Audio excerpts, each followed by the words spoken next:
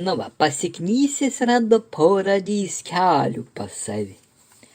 Čia yra kompiuteriniai diskai, kurie buvo naudojami, kaip matom, kai buvo 98 Millennium 2000 ir XP Windows. Čia yra klaviatūros driveriai, o čia yra vaizdo plokštės driveriai. Ir jie rašydavas į kompakts arba į šitos diskelis, va kaip matom antrą pusę.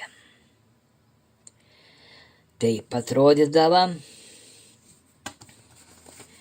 Čia yra pora skylučių. Tos skylutės yra skirtos tam, kad mes negalėtumėm ištrinti.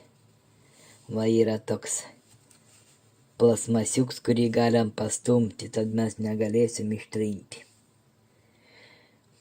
Jeigu bus skyla, o jeigu jį nustumsim, žodžiu, taip.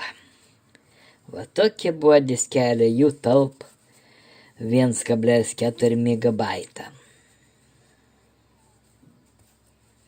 Galim rašyti ir muzikų, ir žaidimams, ir nuotrauks, ir visko į jį.